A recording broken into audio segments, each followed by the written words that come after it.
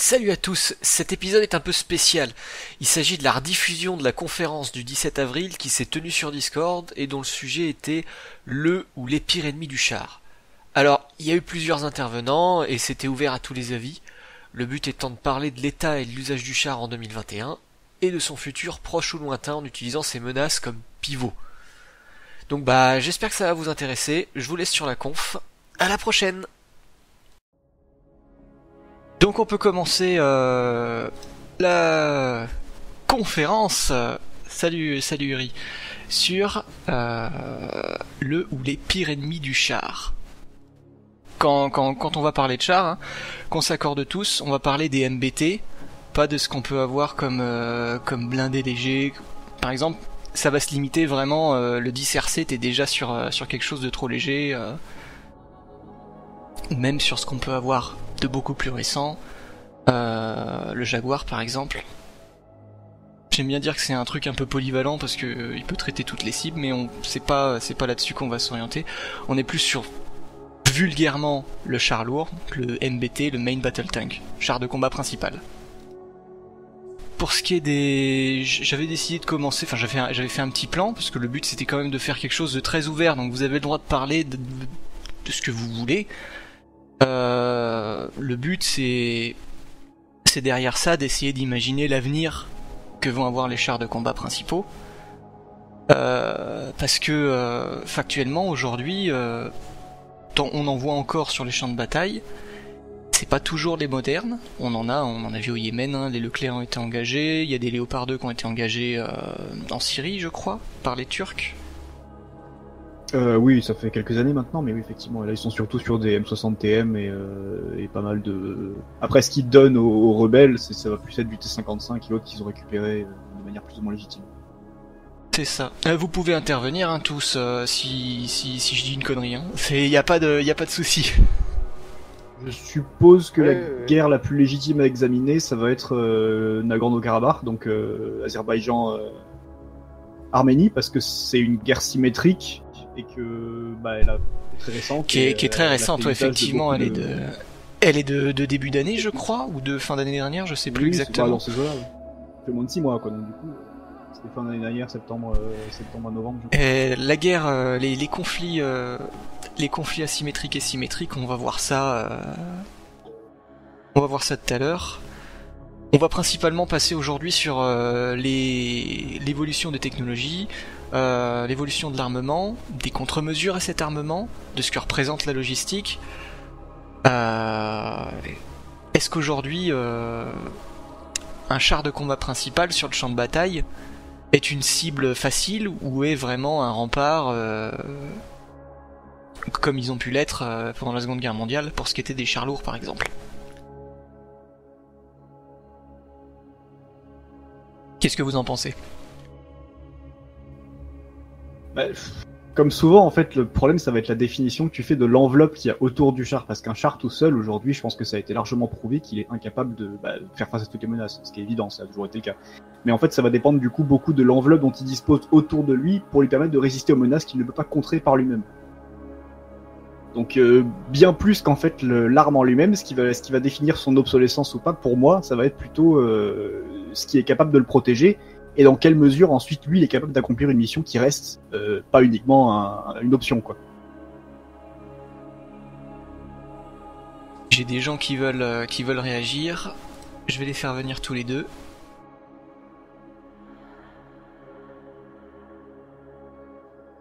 C'est bon, Arek et Opan, vous pouvez accepter. Hein. Ouais, faut que quand vous demandez à venir, voilà. Il faut que vous acceptiez. Voilà, merci. Alors, bonjour. Bonjour. Salut. Vous parliez justement, tu disais, je pense à raison, le char, il peut pas faire face à toutes les menaces par lui-même. Et je pense aujourd'hui le char a plus une option vraiment de soutien plutôt que avant. Par exemple, je prends pendant la Première Guerre mondiale, les Français ont fait envoyer des FT en masse en première ligne. Sauf qu'aujourd'hui, c'est un truc qui est infaisable puisque les armements anti-chars sont beaucoup plus performants qu'à l'époque. Aujourd'hui, le char, c'est vraiment un engin de soutien qui va être là pour permettre de potentiellement aider à stopper une offensive ennemie ou soutenir l'infanterie qui avance. Mais à côté, il faut qu'il y ait une aviation qui soit là présente, parce que sinon l'aviation ennemie va complètement détruire les chars qui sont incapables de se combattre face à de l'aviation. Faut qu'il y ait une infanterie qui soit là pour l'aider à combattre contre l'infanterie, puisque c'est pas 3 mitrailleuses sur un char qui vont faire face à des soldats qui sont planqués. Aujourd'hui, le char, c'est plus un fer de lance qui est fait pour taper dans les lignes ennemies, c'est vraiment, je pense, un véhicule de soutien. Ouais, tout à fait. Je pense la même chose. De toute façon, c'est le champ de bataille, comme je l'ai appris dans mes cours militaires, c'est vraiment un tout. Donc est-ce qu'on relaie aujourd'hui le char à, quand je dis une pièce de soutien, une pièce d'artillerie, qu'elle soit anti-char, qu'elle soit anti-personnel, mais est-ce qu'on relaie vraiment le char aujourd'hui à une pièce d'artillerie? Moi, je pense que oui. Vas-y. Je pense que ça fait Moi, je pense que par exemple, si on prend dans l'attaque par exemple d'un village tenu par des rebelles ou autre ou de l'ennemi, je pense qu'un char au-dessus d'une colline qui appuie l'infanterie, tu vois, ça peut permettre soit de traiter des cibles avec des obus anti-personnels, ou si t'as carrément des mecs retranchés dans un bâtiment, exploser le bâtiment. Ça peut, ouais, niveau soutien, ça peut apporter un gros soutien à condition qu'il y ait du personnel.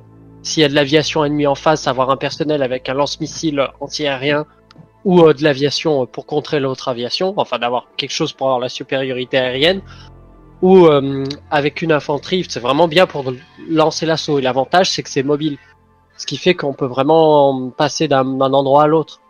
Donc c'est parfait pour l'infanterie. Moi, je pense les chars aujourd'hui, c'est plus vraiment un bouclier, mais plutôt l'arme. C'est-à-dire, c'est vraiment le chasseur qui va être là pour chasser l'ennemi, et plus pour combattre l'ennemi réellement. Aujourd'hui, je pense que le char va plutôt se battre caché, puisqu'il est beaucoup trop... il est beaucoup trop inefficace contre ses ennemis directs, qui est l'infanterie, qui est l'artillerie, qui est l'aviation. Mais... Aujourd'hui, un char tout seul, il peut rien faire. Donc il est obligé d'être en soutien, caché, en arrière, et qui vraiment soutient. Il peut plus, je pense, aller au front réellement. Mais du coup, s'il est si vulnérable, est-ce que pourquoi pas simplement faire des canons? Pas simplement monter des canons et faire des véhicules légers équipés de 120 mm? Pourquoi s'embêter à faire des véhicules capables d'encaisser des tirs de blindés?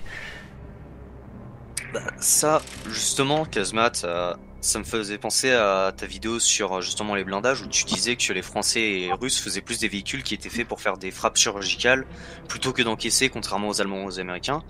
Je pense que vraiment les véhicules qui sont faits pour encaisser, c'est complètement idiot, puisqu'aujourd'hui les armes sont de plus en plus performantes, et peu importe le blindage qu'on va créer pour défendre le char, il y aura toujours une arme qui sera inventée pour percer ce blindage précisément. Et ça va faire une escalade comme ça. C'est pas forcément un argument très pertinent, parce que certes, l'arme pourra toujours exister, mais la question qu'il faut se poser, c'est est-ce qu'elle sera déployée en face, et est-ce qu'elle sera capable d'atteindre ton char au moment où tu déploies ton char? C'est beaucoup plus ça en fait la question, d'autant plus que je suis pas tout à fait d'accord avec le fait qu'on classe les chars américains et allemands comme étant beaucoup plus lourds que les Russes et Français, mais je reprends juste la vidéo. Mais vraiment vous basez pas sur cette vidéo qui est déjà vieille en plus, et que j'ai retiré. Elle va être faite de toute manière, mais c'est intéressant de le savoir, parce que le fait que les chars français et russes, c'est quelque chose qui était très répandu, le fait que les chars français et russes soient plus légers, on était sur un cliché qui était très répandu il y a de ça quoi, 10 ans. C'est pas nécessairement un cliché, il y a quand même un fond de vérité, mais c'est surtout en fait lié au fait qu'ils ont un taux loader.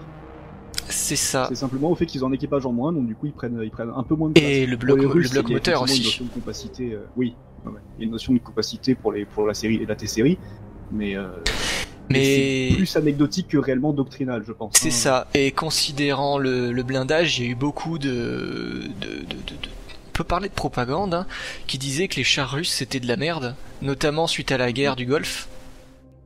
Alors qu'au final, quand on se rend compte vraiment de ce qu'ils étaient, les T-72, quand ils sont arrivés sur le champ de bataille, entre guillemets, quand ils sont sortis des usines, ils faisaient flipper les Occidentaux. Comme le T-62 à son époque, parce que voilà. Mieux passé. Pour l'emploi au niveau du T-72, il y a aussi le point à prendre qu'il a été mal employé, et du coup forcément son impact a été beaucoup réduit. n'importe quel char, on va dire même de bonne facture, qui serait employé de manière totalement anarchique, avec un équipage sous-entraîné, se révélerait au final médiocre au combat. Souvent en conditions dégradées parce qu'ils ont été très mal entretenus précédemment. Enfin, il y a plein de circonstances qui font que du coup c'est pas forcément une bonne une référence. preuve absolue de son efficacité ou de voilà. J'ai Brésaltien, Alex Fier qui voudrait réagir, donc je vais l'ajouter. T'as juste à accepter, hein, je t'envoie l'invite. Et il a viré sa raquette. C'est vraiment, ça dépend en fait de la guerre. Si c'est une guerre contre une armée vraiment moderne qui est faite pour le combat, ou si ça va être une guerre asymétrique en type guérilla comme on a au Mali, comme au G5 Sahel en fait. Ouais. Contre-insurrection, tu veux dire. Je pense. Là, dans le contexte 2021, basiquement. Ouais. Parce que l'armée française, elle se bat vraiment contre des terroristes qui foutent des IME, je crois ça, explosifs improvisés. IED. Improvised Explosive Device. Qui en foutent un peu partout, et puis ils font sauter les vagues comme ça, mais franchement, alors déjà on n'a pas déployé de chars là-bas, tout ce qu'on a déployé c'est des véhicules légers, mais franchement... Et est-ce que c'est pas un problème on va faire un petit mix, hein, mais est-ce que c'est pas un problème pour la logistique que d'avoir des conflits qui se passent à l'autre bout du monde pour déployer des blindés? Niveau transport, c'est clair que le Leclerc il est problématique. Ah oui, c'est tonne la bête, hein, aussi. Et quid des chars des autres nations, du coup, si le Leclerc est problématique, les autres... J'irais même plus loin sur le Leclerc, plus que son transport, et la logistique, c'est surtout la logistique autour niveau maintenance. Par exemple, un Leclerc, il faut des maintenances, il me semble que c'est globalement toutes les 10-15 heures quasiment, il faut voir un premier début de maintenance, et tous les arriver à 500 heures, c'est un retour d'usine obligatoire pour une révision complète. Ce qui est absolument ridicule au final. La France a uniquement des véhicules à roues, à part le Leclerc, parce que en fait, au niveau maintenant, c'est beaucoup plus simple à entretenir sur le long terme. Et c'est aussi pour ça qu'eux, ils sont beaucoup plus facilement déployés, quoi. Puis même la stratégie française aujourd'hui, c'est vraiment une guerre de mouvement. Quand je vois, tout est informatisé, c'est très dans le soutien, très dans le combat urbain aussi. Donc les véhicules lourds qui sont encombrants dans les rues, bah ça sert plus à rien parce qu'ils se font détruire très facilement. C'est vraiment que des véhicules légers pour avancer très vite, pour vraiment prendre les nids, je pense. De votre point de vue, est-ce que le Leclerc est voué à disparaître des rangs de l'armée française? Je pense qu'il a quand même plus ou moins disparu. Attends, on va y aller tranquille. Vas-y, Brésaltien. Après, pour tout ce qui est les chars qu'on connaît aujourd'hui, tels que le Leclerc, etc., à un moment donné, ils sont voués à disparaître parce que tout simplement les technologies vont augmenter, on développe de nouvelles choses tous les jours et on continue le développement d'autres types d'armes et d'autres types de véhicules. Donc le Leclerc ne serait pas un véhicule qui resterait pour l'éternité, mais pour l'instant, aujourd'hui, je n'ai pas encore l'impression que le Leclerc a sa fin qui s'approche. On n'a qu'à voir avec d'autres véhicules que je pourrais dire contemporains, tels que par exemple le Abrams américain ou même les T-72 russes. Ce sont des chars d'à peu près le même âge que le Leclerc et qui continuent encore aujourd'hui et qu'on améliore encore. Ouais. Mais après, moi, je pense que c'est pas un matériel qui va devenir un matériel principal, mais un matériel qu'on va plus utiliser en plaine et tout, vu que même si le combat urbain va devenir bientôt prédominant, qui est beaucoup plus prédominant, faut pas oublier que quand on a des ennemis, par exemple en montagne, comme ça a été mon cas quand j'étais formé, avoir du soutien et tout en montagne ou dans des terrains bien dégagés, le char, oui, il peut clairement apporter un soutien très mobile. Un AMX-10, typiquement, c'est un très bon soutien. Les rapides, ils passent partout, ils passent même en montagne, c'est pour dire. Ça me fait penser à la guerre du Karabakh, quoi. C'est. Perma, tu voulais dire un truc? Seulement sur des plateaux. Avec des vallées. Par rapport un peu à la vision qu'on a aujourd'hui du char et de comment on comment on produit, comment on construit un char, j'ai l'impression qu'on suit encore une doctrine qui date de juste après la Deuxième Guerre mondiale, qui, j'ai l'impression qu'aujourd'hui n'est plus adaptée vu que on a surtout des guerres asymétriques. On peut voir avec la guerre contre le terrorisme etc. Et que donc aujourd'hui, faut trouver une manière de faire que le char s'adapte à ce nouveau type de conflit asymétrique qui est surtout basé sur la guérilla, en fait. Et que donc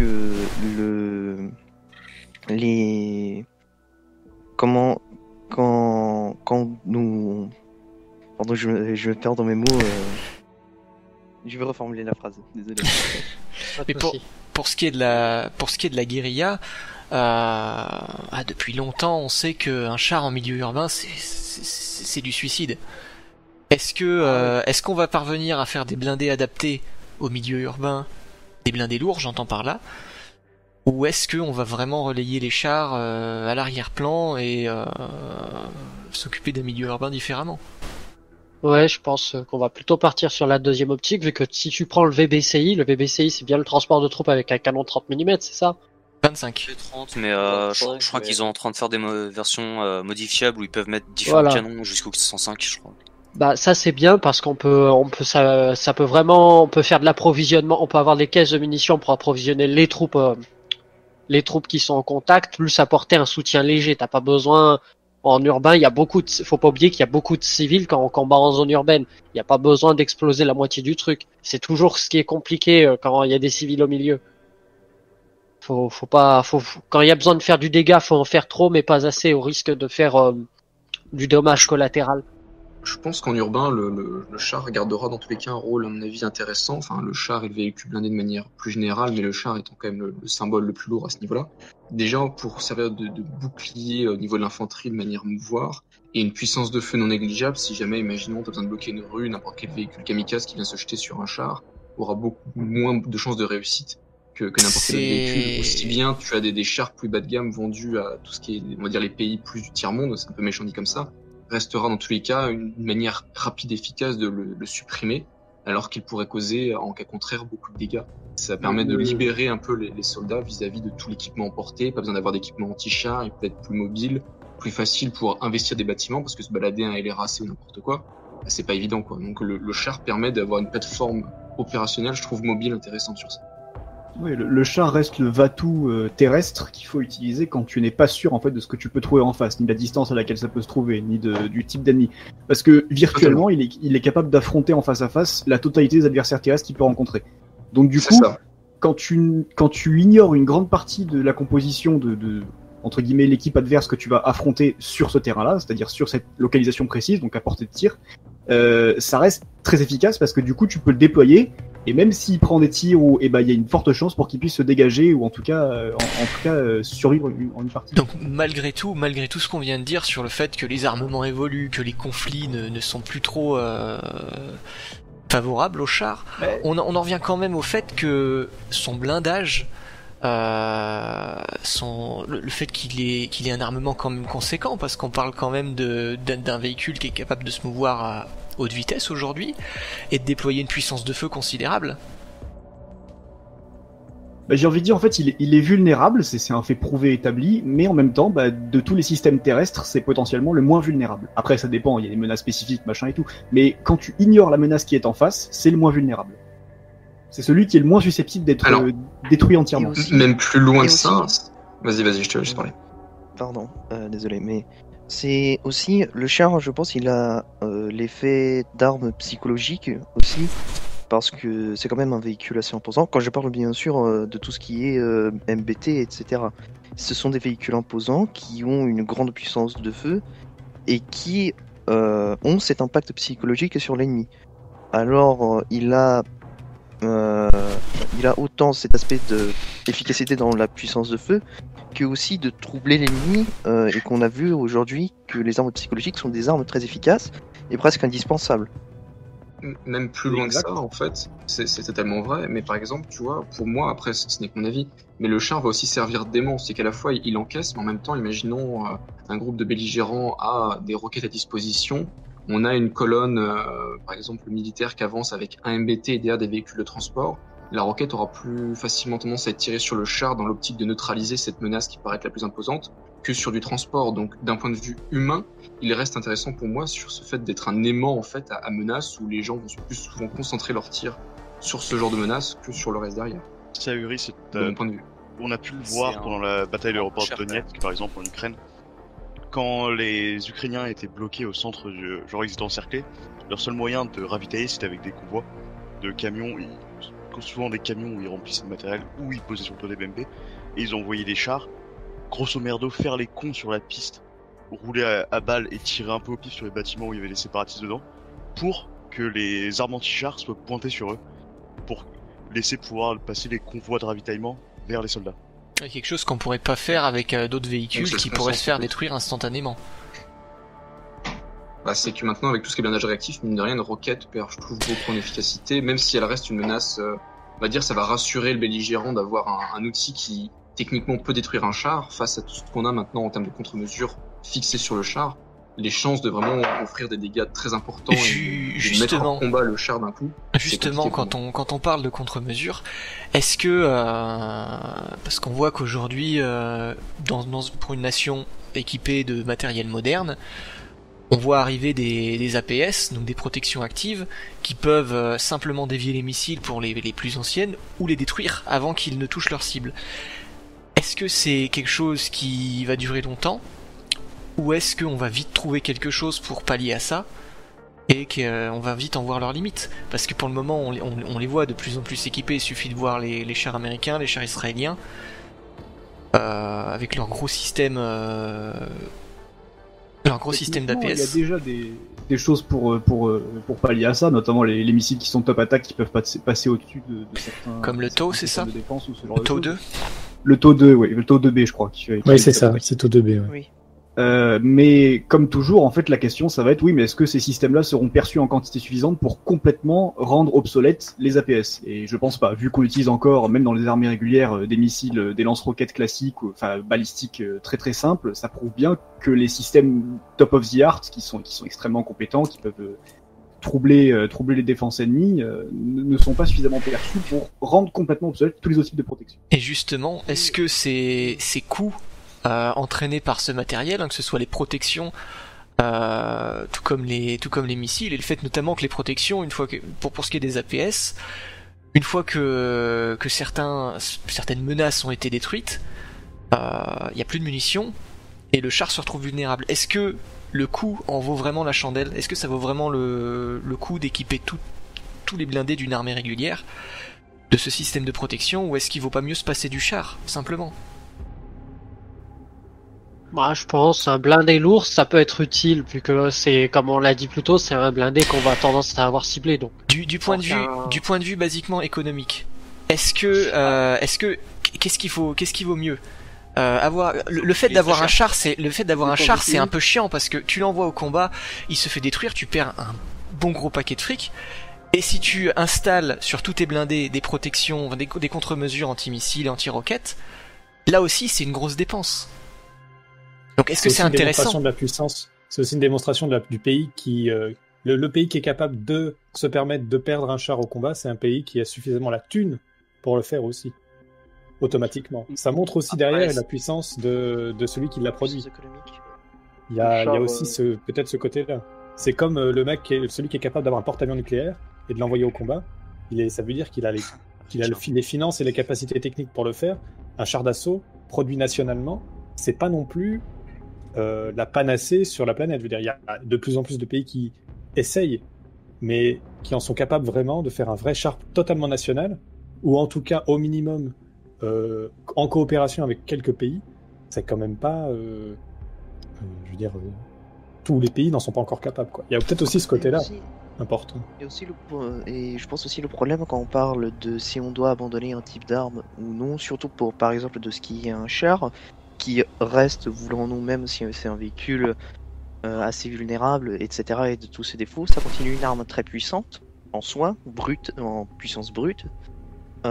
Si une nation très puissante décide de se séparer totalement de ses chars, mais que les autres continuent, donc ce pays aura donc un problème au niveau de l'équilibre du pouvoir, et donc peut-être on la verrait plus en désavantage par rapport aux autres qui continuent à garder leurs chars.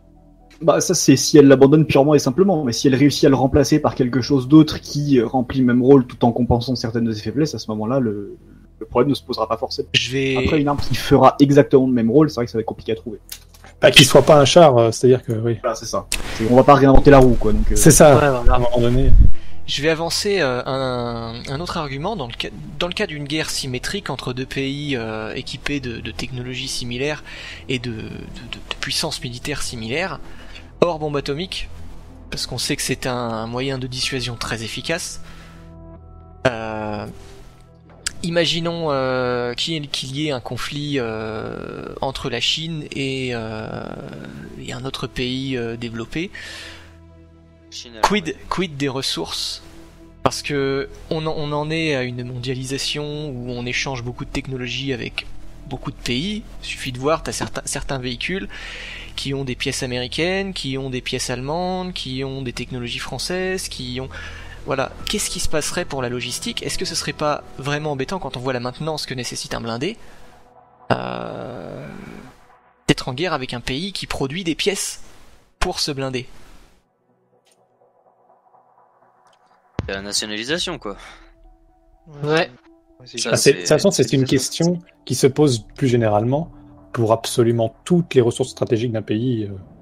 Je veux dire, que ce soit pour produire un char, mais même pour produire les médicaments pour les soldats, ou pour produire la bouffe pour les soldats, ou pour produire ou pour le fuel qui va faire fonctionner les véhicules que tu vas envoyer au combat, tout ce genre de trucs. L'argent que tu vas investir dessus.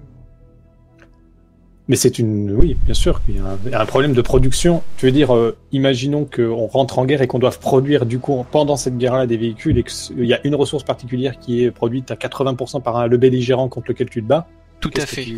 Est-ce Voilà, quel problème ça que pose. et quand on voit la maintenance, c'est un cas très spécifique, mais qui a des chances d'arriver dans le sens où Après, en théorie, quand tu conclus un accord militaire d'approvisionnement avec un pays, c'est ça se passe plutôt bien avec ce dernier. Donc normalement, c'est quand même un cas qui, certes, peut se produire, mais tout à fait. Maintenant, en voyant un autre cas, tous les véhicules aujourd'hui sont équipés d'électronique. Tous les véhicules modernes en plus, les véhicules militaires modernes en ont de plus en plus, que ce soit pour les capteurs, que ce soit pour la communication avec les autres escouades, les autres véhicules. On sait aujourd'hui que, on l'a vu avec le Covid, hein, la quasi-totalité des composants électroniques sont produits en Chine. Qu'est-ce qui se passerait dans le cas d'un conflit, par exemple, un conflit avec la Chine, par exemple? Ouais, c'est sûr là, c'était plutôt la question des possibles backdoors pour détruire l'équipement électronique, ou alors simplement la production. On peut parler des deux. Mais Personnellement, les backdoors, j'y crois pas tellement.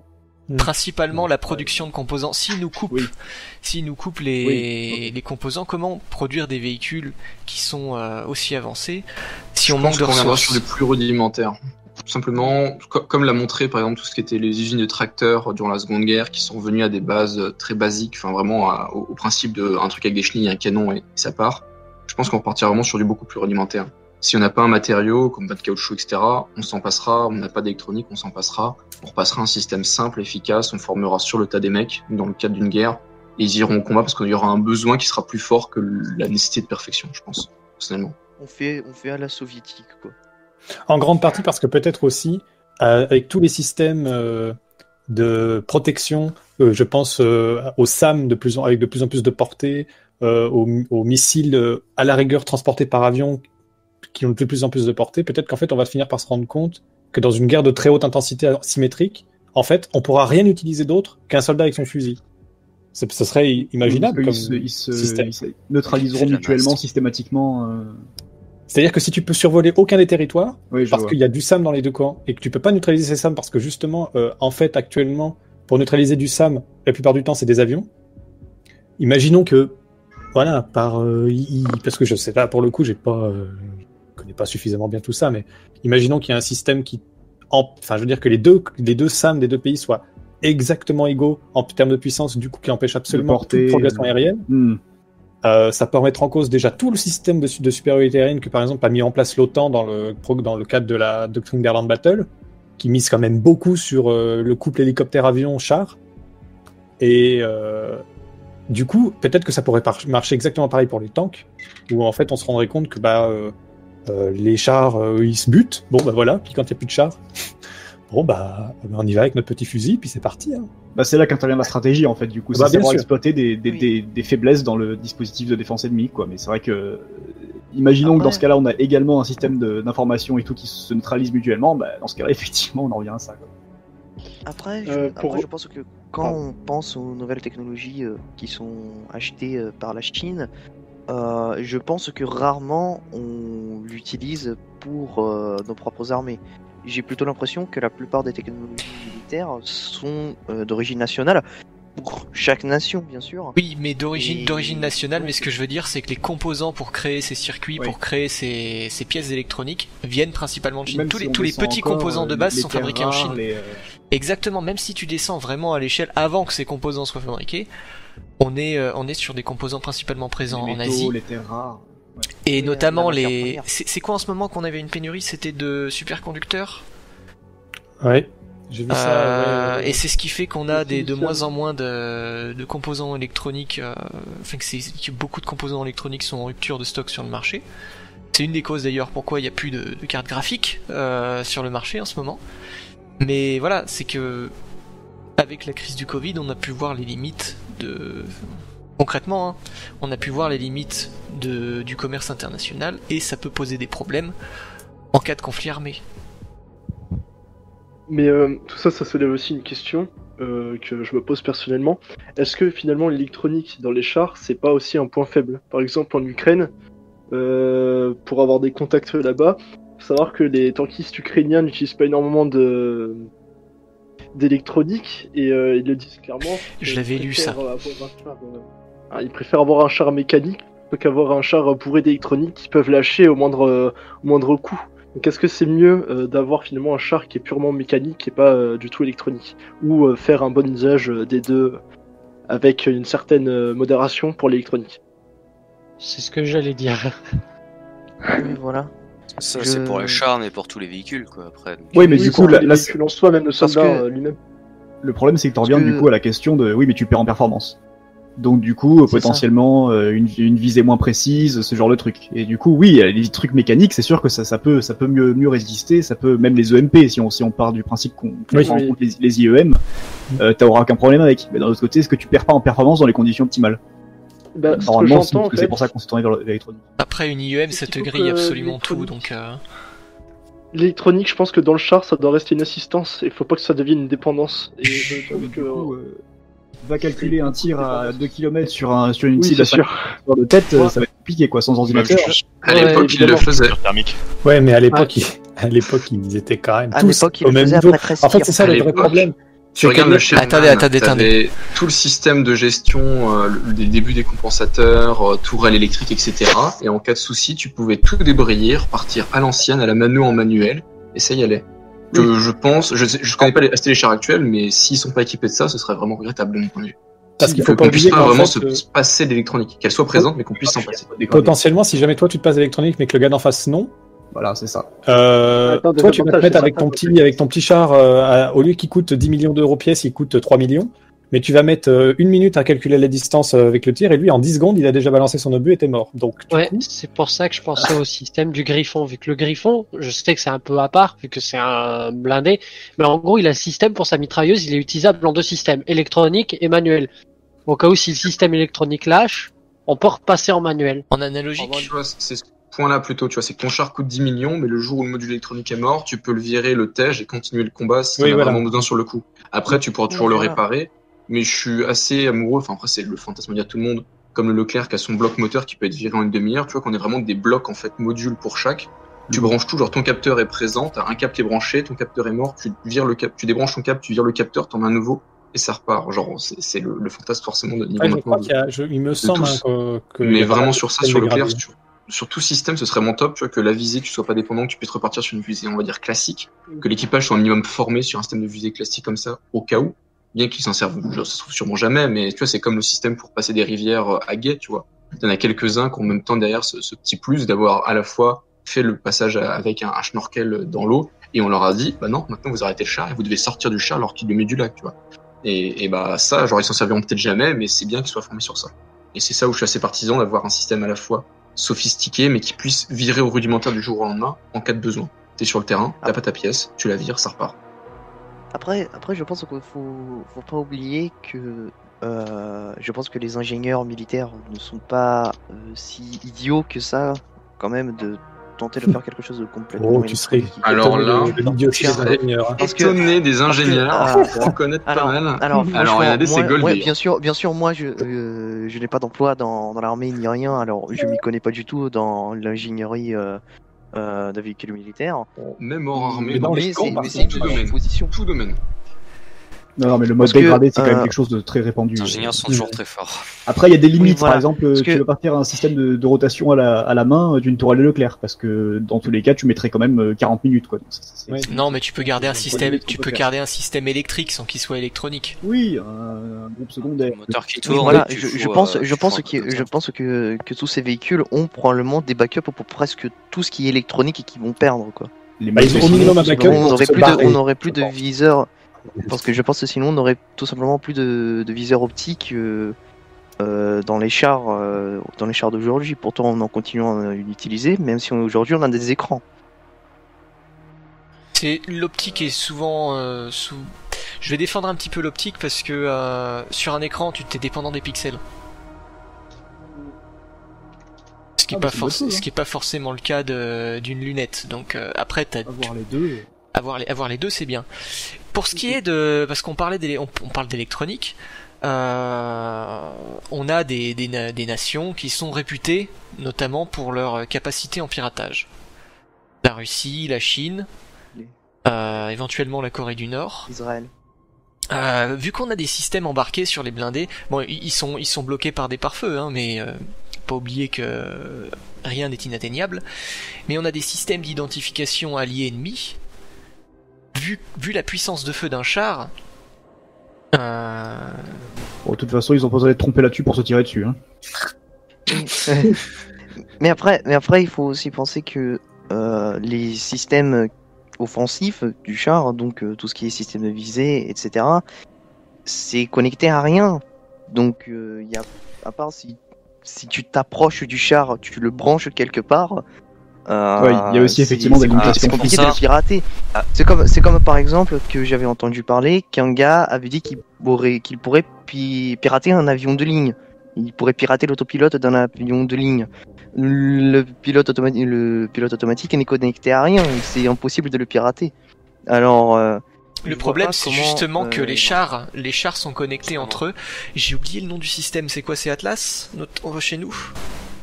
Mais même, de toute façon, la France aujourd'hui, le système de combat de la France aujourd'hui, c'est l'hyperconnectivité où les avions seront connectés aux drones, qui seront connectés aux chars, qui seront connectés à l'infanterie, qui seront connectés à l'état-major, etc. Et tout le monde sera interconnecté.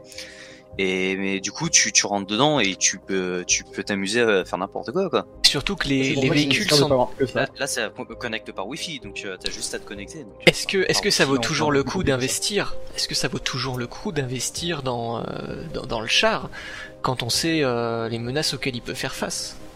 C'est Est-ce pas que- une menace de laquelle il est spécifiquement. Pas spécifiquement, sujet, pas spécifiquement. C'est pas forcément le char, mais vu le prix d'un Ouais. char par rapport au prix d'une Oui, Jeep ok, ou d'un petit véhicule, on voit la différence. Mais c'est pareil si c'était un avion. Un avion, ça coûte extrêmement cher. Aussi un chasseur, par exemple, qui est aussi bourré d'électronique. voilà. Lui, pour le coup, s'il l'est pas actuellement, c'est quand même très compliqué d'être compétitif. Tu pirates Oui, c'est le SP, je sais plus si c'est le SP, j'ai oublié le nom, le système de guidage pour l'atterrissage d'un Rafale. Enfin, le Si- ILS, voilà. L'ILS, voilà, exactement. Tu pirates l'ILS, si le pilote est pas assez attentif pour se repérer à l'œil, ou si jamais il pilote dans le brouillard ou de nuit, alors j'ai Non, c'est une pareil. réponse à ça. mais on va pas épiloguer sur les avions, je préfère me concentrer sur les chars. Non, Même Blanc si est c'est une très bonne haut question. banc, donc, pilote de chasse. Ces pilotes de chasse, par exemple pour la marine, c'est quand même 1 an de formation initiale sur Rafale. Donc déjà, même quand tu sors en étant vraiment tout frais, un officier tout frais, tu sais déjà piloter l'avion. Et pourtant, les mecs qui ont des ans de bouteille, ils t'éclatent en 2v1 au combat en air-to-air. Mais Oui, il arrive Déjà, aussi qu'il tu s'éclate sais tout seul, donc c'est bien une phrase que c'est pas systématiquement non plus. Ça prouve rien. Ça prouve rien. Et pour ce qui est des chars, on est sur peut-être le véhicule terrestre le plus onéreux. Ça peut varier aujourd'hui quand on voit parce que Le véhicule de ligne de front en tout cas. c'est ça, le plus onéreux. Est-ce que ça vaut le coup de les employer quand on voit qu'ils peuvent être sujets éventuellement à des piratages? C'est encore jamais arrivé. Mais ça se Faut pourrait. voir en fait le risque qu'engendrait le piratage en question, quoi. Ça va dépendre beaucoup de. Imagine qu'on est sur un véhicule autonome et avec toute l'électronique et que le piratage, vu qu'on est de plus en plus sur des écrans, que le piratage permette simplement de prendre le contrôle de la tourelle et de l'armement principal. Ah oui, toi tu pars du principe que, imaginons que le futur char de combat soit non habité, quoi. Normalement, faut pas système déconner. est Les commandes sont pas liées. Enfin, je veux dire, sont pas liées. tu fais attention Alors, pour pas que les- le sont système pas liées à un de réseau, ciblage c'est ce soit que pas je- lié c'est ce que je voulais dire. avec le canon. Pour Mais l'instant, la limitation physique, c'est-à-dire que c'est pas possible de faire ça. Mais à 4 km, c'est difficile de voir si le char d'en face est un blindé ami ou ennemi. Oui. Après, Donc si voilà, tu trompes le système Atlas ou le système ami-ennemi, ça peut être ça peut faire des choses assez dangereuses. ça, Après, effectivement, je pense, c'est des choses Ça, t'as la bonne vieille radio après. Après, je vais juste demander s'il y a des militaires ici, en tout cas, ou qui ont servi à l'armée. Juste J'ai pour quelques semaines de formation à l'armée avant d'être réformé. Donc j'ai que les Mhm. bases. Ouais, d'accord, Mais j'ai été formé mais au donc, 4e régiment de chasseurs. je vois.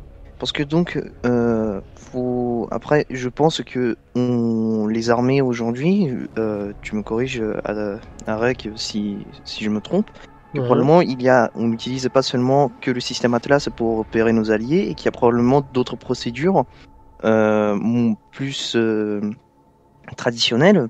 Donc, communication, de littéralement demander tu es où, je suis là. Que tout simplement se fier à un système qui, justement, comme Kazmat a dit, pourrait se faire pirater. Ouais. Mais après, quand on part en mission, on part pas en mode YOLO. Il y a d'abord un briefing avant le départ de mission. On sait que les alliés vont être à peu près là. On sait qui est à peu près où. Mais t'es jamais à l'abri d'une surprise. Oui, on est jamais à l'abri. Pour avoir vu un petit peu ce qui était projeté dans le futur au Salon Innovation Défense de 2019, si je ne dis pas de bêtises, au niveau communication, avec tous les opérateurs auraient un téléphone sur le bras, etc. On reste en fait sur de l'ultra rudimentaire. Ils poussent, entre guillemets, par exemple, ils ont eu aucun contrat avec Apple parce qu'Apple refusait d'offrir les codes, de donner les codes sources pour que l'armée puisse décortiquer, pour voir si ça leur convenait. Mais je pense que, personnellement, je suis pas fan de ce genre de système parce qu'il reste, à mon sens, trop facile à pirater. C'est que l'évolution, en fait, est tellement rapide, tellement aléatoire, qu'avoir quelque chose de fiable en termes de communication généralisée sur tous les corps me paraît vraiment trop compliqué. Sans oublier que, après, c'est sûr qu'on va vite, mais il faut pas oublier que la plupart des composants sont fabriqués en Chine, beaucoup des circuits imprimés sont fabriqués en Chine. Derrière, c'est sûr, c'est pas les programmes. Mais on n'est pas à l'abri. Bah, c'est-à-dire que dans l'optique d'une guerre avec le monde, l'Empire du Milieu, oui, la question se pose sur la production électronique parce que à part eux et puis peut-être vite fait Ah, t'as quoi? T'as les Américains. t'as Taïwan, Hong Kong et puis la L'Inde Chine. aussi, c'est le très grand producteur de matière électronique. Oui, mais c'est pas. Je Même crois. s'ils produisent des pièces, en fait, en tous les cas, l'armée demande bien, de manière très explicite, d'avoir en fait un droit de regard sur la conception générale du produit et le logiciel. Par exemple, s'ils prennent, par exemple, je vais être grossier, mais une base Android pour ce système de gestion, ils vont demander en fait d'avoir accès à tous les éléments, à ce que peut récupérer le constructeur, etc., etc. Et tous ceux en fait qui refusent de donner, comme derrière des ingénieurs qui sont là pour décortiquer, et tous ceux dans tous les cas qui de base refusent de donner tous les accès, sont automatiquement réformés. Après, ils décortiquent. L'idéal serait qu'ils développent leur propre système, mais ça reste impossible à ce Je pense niveau-là. qu'il parlait peut-être plus de la production de la pièce en elle-même là que le fait de le faire par d'autres gens, non? Ah, en ce cas, Non, je sais pas, Kazmat.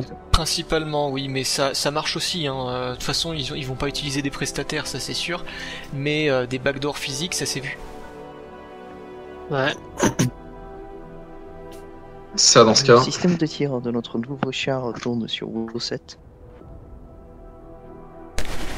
On a vu un petit peu pour ce qui était des menaces physiques entre guillemets, hein, donc tout ce qui était armement. On a vu pour ce qui était économique. Maintenant, en termes géopolitiques, est-ce que c'est toujours pertinent à l'heure actuelle de produire des chars ou de les améliorer? Je parle à l'heure actuelle, on sait jamais de ce qui sera par le futur, mais... Moi, à mon avis... Le char... Pardon, vas-y. Vas-y, Alex, moi, à mon avis, Ou, Eric. en avoir quelques-uns sous le coude, en mode matériel un peu plus spécialisé, ça vaut toujours le coup. Ça peut vraiment débloquer des situations assez critiques, et d'en avoir sous le coude quand on est d'en avoir, par exemple, au Mali, ce serait intelligent d'en avoir une vingtaine, une trentaine, un peu dispersés partout, pour avoir un soutien plus lourd. Ouais, mais on pourrait les déployer, on a des navires, mais pourquoi est-ce qu'on s'embête pas à le faire? Ah, C'est pas nécessaire. Parce que pour taper des jeeps, ça coûte un poil cher, à mon avis. Oui, voilà, c'est pas Je- les déployer. Et, C'est un peu d'ailleurs, vulgairement, mais pour faire le lien entre ça et ce dont on parlait tout à l'heure, C'est extrêmement coûteux à maintenir une quinzaine, vingtaine d'heures d'opération avant qu'il soit mis en maintenance. Plus le fait qu'il soit forcé d'être retourné en usine au bout de 500 heures, ça représente un coût excessif pour tout type d'opération. Ouais. Perma, aussi tu veux ce dont on parlait tout à l'heure. Oui, ce dont on parlait tout à l'heure, l'impact psychologique. Il faut pas oublier que justement, en rapport à ça, se faire détruire un char, c'est un impact psychologique, c'est un moral boost énorme pour l'ennemi, et en plus, c'est un truc de propagande qui est hyper utilisé par la suite. Notamment, on a bien vu avec l'État islamique qui a publié 45 images des deux léopards turcs détruits. C'est quelque chose qui est extrêmement important, et c'est un gros coup dur d'un point de vue également vente à d'autres pays pour le pays qui a produit et perdu le char. et puis quand t'es juste à côté et que ton char vient de sauter, je pense que c'est tu ça. te... Ouais, coup, moi, est-ce j'aurais pas que- réfléchi. Double kill. Du coup, ça vaut la peine de déployer les chars Leclerc pour le petit avantage de puissance de feu ou de résistance que ça offrirait, tout en prenant le risque d'en perdre. C'est ça le. Peut-être pas le au rap- Mali, mais peut-être pas. Il y a Mais pas sur- tellement de façons de déployer les Leclerc sur aucun des théâtres sur lesquels la France est déployée. Il y en a, c'est même pas possible en fait d'un point de vue technique, notamment Mali. Bah, on tout retrouve déjà- simplement, géographiquement, il y a des endroits que les chars peuvent pas passer. Moi, par exemple, que je viens du Brésil à la base, et je sais que, par exemple, il y avait un moment, c'était surtout quand il y avait un peu la chamaille entre le président brésilien et Macron, que donc La Guyane. ça a spéculé un peu d'intervention internationale, etc. Et qu'on se demandait comment la France ferait pour envahir le Brésil, etc. Et ils avaient expliqué que probablement on n'utiliserait pas des chars, parce que tout simplement traverser la forêt amazonienne avec des chars, c'est physiquement impossible. Et il y a des endroits, je pense, par exemple pour tout ce qui est les conflits au Mali, etc. C'est beaucoup de forêts aussi. Beaucoup de Je déserts. vois- Hein. je vois bien. Dans le Mali, ils se battent beaucoup dans le Sahel, je crois. Ouais, beaucoup dans le Sahel, ce que m'ont dit mes instructeurs qui en sont revenus. Tu feras gaffe, t'es mute, Mad. Mais ouais, on est pas mal sur un terrain dégagé avec quelques petits villages. Par-ci, Mais par-là. comme disait Perma, actuellement, la France ne déploie pas de Leclerc. Et depuis le Kosovo, je crois, ils n'ont jamais vu un théâtre d'opération où... Le gros problème de cet ennemi, donc la guerre asymétrique et la lutte contre le terrorisme, c'est qu'en fait l'ennemi est extrêmement dur à fixer et à saisir. Donc c'est clair qu'un char, c'est vraiment pas la réponse à ce genre de problème. Et est-ce que du coup ça vaut le coup d'envoyer de l'argent dans le programme Scorpion, notamment pour Oui. l'amélioration du Parce Leclerc? que Et pourquoi? dans tous les cas, c'est de la recherche. Parce que du coup, ça va te permettre de continuer à développer des solutions qui pourront être plus tard utiles, notamment une guerre symétrique ou même participer à un programme international ou ce genre de truc. Donc ça reste utile. Voilà, c'est ça. Tu maintiens en fait une veille de recherche et de développement pour, au cas où, si jamais la question se pose, ne pas être d'un coup 20 ans derrière.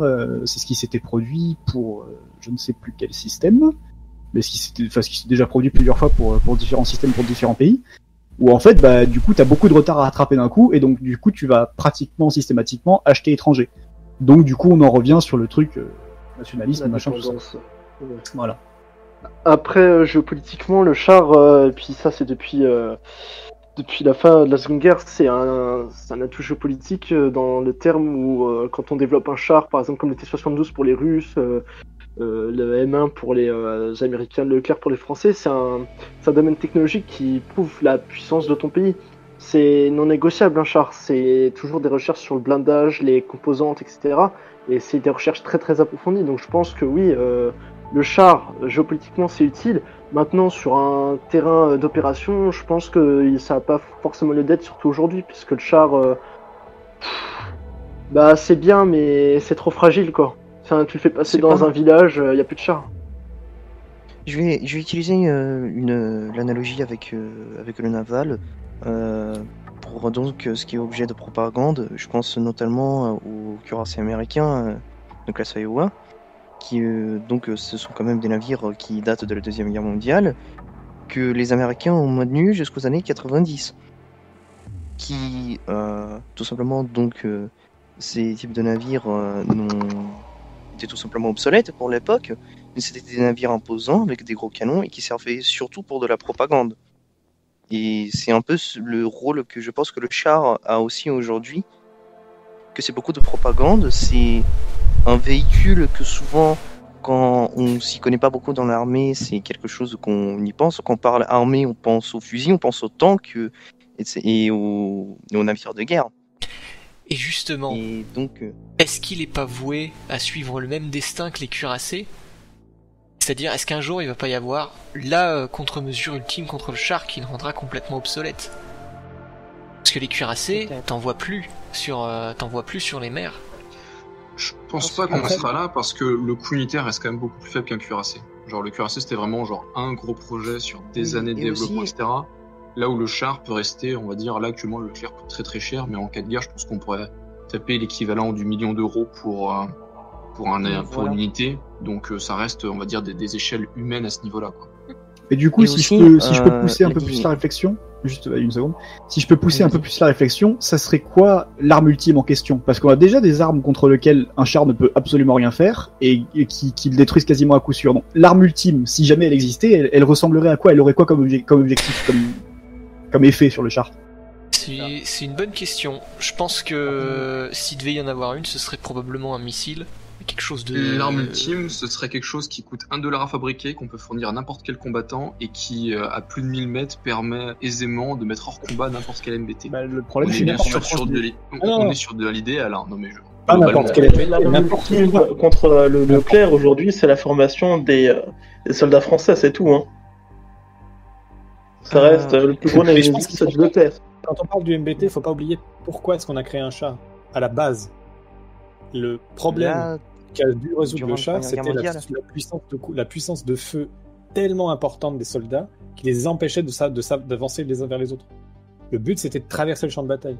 Et je pense que ça change. À mon avis, ça changera jamais parce qu'on aura toujours de plus en plus de puissance de feu dans la main des soldats. Et il y aura toujours besoin de quelque chose pour permettre aux soldats d'avancer. Et la seule chose qui permet aux soldats d'avancer devant le feu, c'est quelque chose de blindé qui encaisse les tirs du gars d'en face. Pas spécialement, t'oublies l'artillerie, t'oublies les mortiers, t'oublies les hélicoptères, les avions, etc. Ça fait partie de la puissance de feu. Ça fait partie de la puissance de feu du champ de bataille, ça. L'artillerie, c'est exactement pareil qu'un soldat qui tire dessus. Hein. En soi, l'obus d'artillerie est un problème beaucoup plus grand si t'es en dehors du char que si t'es dedans. Hein. Alors, je trouve que l'artillerie, c'est pas tout à fait le même système que le mec qui tire dessus, parce qu'il y a le souci de l'artillerie qui tire sur une zone plus ou moins définie, là où le soldat aura plus de visibilité sur le point où il tire. On est plus sur... Oui, mais après les pièces d'artillerie actuelles peuvent être très précises. Hein. Oui, mais l'artillerie c'est que le problème des soldats qui courent sur le champ de bataille, c'est de se manger, que ce soit de se manger un fragment d'obus d'artillerie ou une balle, au final... oui, ça revient même. Mais après, je parle aussi des hélicoptères. L'hélicoptère est beaucoup plus efficace que le char pour ouvrir un passage. Oui, mais il est beaucoup plus sensible à tous les systèmes d'armes qui sont disponibles sur le champ de bataille aussi. Hein. L'hélicoptère, c'est un puissant atout, mais avec des faiblesses très handicapantes. Hein. C'est ce qui fait qu'on n'a pas choisi un hélicoptère pour remplacer la MX-30 au moment du programme Leclerc. Hein. Après, je te prends l'exemple de l'Afghanistan dans les années 70 avec l'Union soviétique encore. C'est quand t'avais les Moudjahidines, parce que là on parle quand même d'un combat symétrique. Les Moudjahidines, ils ont pu gagner psychologiquement uniquement grâce au Stinger. Sans Stinger, le soldat il est Il faut rien contre un hélicoptère. Après contre un hélicoptère, t'as pas que les Stinger. Hein. La 14-5 Il y a fait très bien le beaucoup- taf. Voilà, il y a Ouais. beaucoup d'hélicoptères soviétiques qui ont été abattus à l'arme légère. Hein. Oh, Énormément. Faut Une pas grosse quantité. déconner, c'est peut-être justement les DCA à balles, hein, c'est essentiellement contre les voilures rotatives. C'est plus très produit, ça. Ah bah, Oh, euh, Tunguska Encore beaucoup présent. Après, Plus n'importe quel sur un système au sol ça maintenant peut- permet de l'abattre. Et puis c'est ça, oublie Juste pas un que peu. même si c'est plus produit en tant que DCA, Jaguar, le nouveau Jaguar qui est équipé d'un 40 mm, Ouais. même s'il a, alors non, il a pas de Mistral, mais il pourrait avoir des Mistral, mais pour éliminer, il est capable de traiter des hélicoptères. Les seules cibles qu'il peut pas traiter a- virtuellement, c'est les avions. Ils sont en train de développer des obus spéciaux pour lutter contre les drones. Hein, pour le, Et pour en plus, il justement a une conduite de tir qui lui permet de réaliser des tirs qui auraient été uniquement possibles par des unités spécialisées il y a encore 20 ans. Donc du Ouais. coup, Face à l'hélicoptère, n'importe quel pick-up Toyota avec une 12-7 reste une menace. Une Non menace. mais mine de rien, reste une menace Ah oui. négligeable. Hein. Une menace Le mec que- débarque que- de sous une tente avec un pick-up et d'un coup t'as Zmat à la 12-7, l'hélicoptère, peu importe le modèle qu'il Oui. soit, il dégaine pas rapidement. on est bien Il est d'accord. menacé. On est bien d'accord qu'un hélicoptère actuel, il a à sa disposition une grande panoplie d'armes qui lui permettent de traiter ce genre de cible-là, parce que ces cibles-là elles peuvent l'abattre à 2000 mètres, on va dire, à peu près, alors que lui, il a des missiles qui portent à 8-10 km. Mais le problème, vrai, c'est que c'est toujours Oui, c'est ce le que j'allais risque dire, ouais. qui débarque d'un seul coup, de derrière une colline, de derrière un arbre, de derrière une tente, de derrière quoi que ce soit. C'est l'effet de surprise, quoi. C'est l'effet de surprise, effectivement, évidemment. le char, c'est bien qu'il existe des armes anti-char. Même si un mec débarque d'un coup de déboule et balance une roquette, il a quand même je trouve, plus grosses chances de survie Voilà, c'est qu'un mec qui d'un coup arme une Qu'un 12-7 et hélicoptère. commence à se mettre un hélicoptère. D'où justement cet esprit opérationnel que je trouve toujours important au sol, ou même présent au sein d'une colonne. Déjà, il renforce le moral des troupes qui sont présentes autour.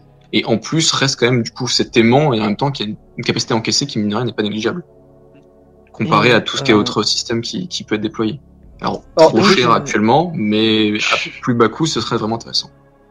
Et qui Astomate, pour les juste hélicoptères, pour retourner à ta question, donc du pourquoi est-ce que le char ne va pas disparaître comme les cuirassés ont disparu? Parce que le motif des cuirassés à avoir disparu, c'est ce qu'ils se sont fait remplacer par les porte-avions. Ouais. En question de ce qui était le rôle des cuirassés, que c'était un gros support de puissance navale. Pour que le char disparaisse aujourd'hui, faut trouver un moyen moins cher et plus efficace de faire le même boulot que le char. Et aujourd'hui, on n'en a pas. Tu veux dire un Bradley? Alors, Est-ce que attends, Bien joué. Ça continue. Peut-être c'est pas. Après le Bradley, Alors, ça c'est continue un c'est char, une c'est pas un blague, MBT, mais mine de c'est un rien, char. ouais, mais c'est un bon mix dans le sens où c'est un char sans vraiment en être un, et en même temps, après, alors, sur la base, mais moins cher. Donc je pense qu'en fait, avoir quelque chose de gros, où tu fais, enfin ça paraît débile, mais tu fais quelque chose d'imposant, où tu fais une comme de malade en mode c'est trop fort, c'est trop bien, c'est trop génial, qui au final n'est pas si bien que ça, mais quand même suffit. Je pense que ça suffirait en fait déjà moralement à avoir un truc correct, tu vois. Alors, juste par rapport à ce que tu as dit, je pense que si, pour revenir à un exemple, alors j'essaie d'organiser un petit peu mes propos, mais par exemple, on voit clairement à la guerre froide, et je prends l'exemple des ingénieurs allemands, d'accord? On partait sur des projets très lourds pendant la Seconde Guerre. On avait le Tigre 2, tout ça, c'est des projets qui sont assez lourds. Ouais, même le Manche, évidemment. Plus gros, mieux Mais- c'est. Après, on a des ingénieurs allemands qui mettent en place une doctrine où le blindage c'est pas forcément nécessaire. Par exemple, le Léopard 1, c'est l'exemple ultime. Il est léger, il a pas énormément de blindage, il a une C'est très guerre bonne froide. puissance de feu. Oui, bah, j'ai Il bien s'inscrit justement. il s'inscrit dans son époque. c'est un peu particulier C'est particulier parce qu'on venait d'inventer la charge creuse et à l'époque on n'avait pas les technologies qui nous permettaient ça, de lutter c'est contre ça. donc Aujourd'hui, là, on ils a sont les tranquilles. rats. Léopard 1, ils sont partis du principe que quoi qu'ils puissent faire, ça ne résistera pas aux assauts soviétiques, enfin aux chars soviétiques. Donc c'était pas la peine de mettre du blindage, et tant qu'à faire, autant faire un truc plutôt léger et plutôt petit. Mais c'est pas franchement une.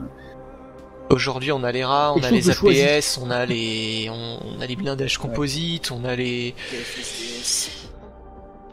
Mais même si on a ça, je veux dire, quand tu vois qu'à l'époque, quand on a fait le char Leclerc, la France s'est demandé quand même, est-ce que les soviétiques vont pas faire des chars tellement blindés qu'on n'arrivera plus à les percer au point qu'il faille faire un canon beaucoup plus puissant. D'où le Vous avez vu, canon pardon, de 140. Vous avez vu le nouveau canon qu'ils ont annoncé là, Nexter 540. Le 140 avec obus. Et c'est le Terminator. Le Terminator. Le Terminator. Pas le Terminator. C'était un démonstrateur, mais je crois que déjà pour le successeur du Leclerc. Non, il y en Non. a. Écoutez-moi, ce n'est pas un celui-là. nouveau système d'armes. Qui veulent faire un 40-140. Ce n'est pas celui-là. Il y a un nouveau système Écoutez-moi. d'armes. Oui. Ça a été annoncé il y a 3 jours, donc c'est pas le Terminator. Hein. C'est avec les obus, comme les obus de 40 en fait, mais en version 140. Alors j'ai vu nulle part, je sais pas si t'as lu la même plaquette que moi, mais j'ai vu écrit nulle part que le canon était un 140. Oui, ça c'est vrai. C'est écrit Pardon. absolument nulle part. C'est C'est incroyable. excusez-moi, Ils ont réussi à sortir une plaquette qui parle d'un canon, enfin d'un système d'armes plutôt, et ils ont écrit nulle part le calibre de l'arme. Donc je me demande s'ils vont pas le proposer en plusieurs calibres. C'est vrai. Tout le monde a dit 140. Je le vois mal. Si en 120 forcément. Peut-être Je pense qu'il va. Alors, il s'appelle. En fait, dans son nom, il y a Scalable, donc qui signifie. Ah oui, d'accord. Réglable l'effet. Donc je pense qu'ils vont proposer. Je vais recentrer un petit peu pour venir sur ce que m'a dit Alex Fier. Ça, on regardera. Mais justement, les cuirassés ont été remplacés, mais pourquoi le Leclerc se ferait pas remplacer par des véhicules qu'on a vu arriver ces 20 dernières années, les BMPT, les Terminators russes, qui sont des chars avec des canons plus légers et des lance-missiles, ou des plus... Non, c'est vraiment spécial, c'est vraiment, faut que t'imagines un châssis de T-72 avec 2 canons de 30 ou de 25, je sais plus, et des lance-missiles anti-chars. Ouais. Et justement. Je pense que la puissance en fait destructrice mine de rien d'un obus de 120 en termes de charge explosive pure sur on va dire les munitions plus standards reste quand même beaucoup plus intéressant que du 40. Même si t'as ce mat du 40 pendant un quart d'heure, un 120 sur un bâtiment ça calme d'un coup. Du 40 sur le flanc d'un Abrams, ça fait des dégâts. Hein. Là tu parles sur un char, là je te parle plus sur de l'anti-bâtiment, sur le côté aussi soutien infanterie qui doit faire le MBT sur doit bâtiment, tu mets répondre des obus HE. Mais les obus explosifs, c'est bam bam bam bam. Ouais, mais tirer combien et toucher des points stratégiques là où un 140 en explosif, il trace le truc en un seul coup quoi. Alors après, c'est avoir des variantes. Attendez, parlez pas tous en même temps. Tu te fais bombarder à l'HE, que ça fait des gros booms partout. Déjà, je pense que le soldat qui est dedans, il doit se faire dessus. Hein. Déjà, l'effet psychologique. Et puis, bon, c'est pas le rôle principal du char. T'as aussi les canons. J'ai pas du tout le nom. Je suis désolé, mais les canons qui sont pas dans les chars, simplement des pièces, pas d'artillerie, mais non, pas d'artillerie. C'est vraiment des pièces anti-chars. Voilà, des pièces de campagne. Merci. Des pièces de campagne, tout simplement. Tu tires à la pièce de campagne sur un char. Les canons de campagne ont été remplacés par les chars. Et comme dit, quelques-uns, des trucs spécialisés, mais bon. Comme dit Eopan, je suis désolé, c'est mon domaine d'expertise, mais encore une fois, en Ukraine, il y a encore des canons de ce type qui sont utilisés contre les T-72 et les T-90 russes. Enfin, les canons anti-chars, ça peut être vraiment efficace que si l'ennemi a beaucoup de chars. Parce que si le mec il a 300 chars, tu vas pas déployer des canons anti-chars pour qu'il détruise un char sur toute la guerre, quoi. Franchement, c'est une perte de moyens, de temps, d'argent, et puis... Et comme disait... anti-chars en fait, maintenant. Oui, les ATGM sont beaucoup plus compacts. Comme tu sais que le mec d'en face, il a la même portée que toi, si tu as un canon, et que potentiellement il vise mieux que toi parce que lui, il a un système de guidage automatisé que tu ne pourras pas facilement avoir sur un canon à roue que tu balades dans les champs. Avec un missile, si tu le tires plus loin que lui, à peu près. Pour en revenir sur l'utilité justement encore, donc en gros la comparaison, pourquoi pas passer sur du plus petit calibre largement assez efficace vis-à-vis des plus gros calibres. Je pense que le 120-140, enfin ce genre de diamètre maintenant largement répandu, reste beaucoup plus intéressant quand même du missile par rapport à un coût, on va dire, pluralité, enfin bref, pour les diverses utilisations possibles.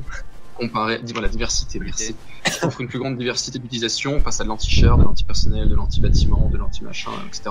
Et que tout ce qui peut être missile, qui mine de rien devient rapidement coûteux, ou du plus petit calibre, où il va falloir beaucoup plus se pour avoir un résultat équivalent. Et si je peux ajouter à ça également sur la différence petit calibre gros calibre, c'est qu'avec un gros calibre, tu vas pouvoir garder une solution de tir qui sera calculée de manière beaucoup plus précise et une plus grande efficacité cinétique à des distances beaucoup plus importantes. Avec un obus léger, tu perds rapidement, comme du coup il peut être ballotté par le vent, il perd également très rapidement en vitesse, au-delà avec un 40 mm environ, au-delà de 3000 mètres, tu vas commencer à avoir beaucoup d'erreurs dans le calcul de ta solution. Je pense que t'es même gentil, hein. Oui, je pense. Ouais, moi c'est juste pour dire que j'y vais, à plus. Ah, bientôt. Ciao. À bientôt. Ciao. Bah, écoutez, il y a eu plein de choses qui ont été dites. Je vais juste vous poser parce que là, je vois mal sur quoi on pourrait rebondir. Hein. Si vous avez d'autres choses à mettre sur le tapis, allez-y. Moi, juste par rapport à la définition que tu as donnée tout à l'heure, Uri, de l'arme ultime, je trouve que le drone suicide, donc le Loitering Munitions, qu'on a vu beaucoup utiliser pendant Nagorno-Karabakh, il s'approche énormément de cette définition. Il coûte très peu cher par rapport au prix d'un char, il peut être déployé par 2 mecs, il peut être lancé à plus de facilement 4000 mètres. Donc il remplit beaucoup des critères, et il est très efficace contre les chars. Donc il remplit beaucoup des critères que tu as nommés à ce moment-là. Et il va probablement redonner pour l'instant, je pense qu'après il y aura des contre-mesures, après il y a tout ce qui, on va dire, les bah il y en a eu qui ont été... les thermiques, etc., où du coup le drone...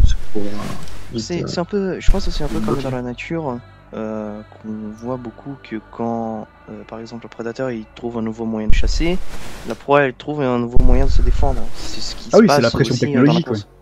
Oui, voilà. Il y a un nouveau type d'arme pour détruire un char. On va créer des contre-mesures. Après, on va créer une arme pour contrer ces contre-mesures, etc. Et ça fait un cycle. C'est la course à l'armement.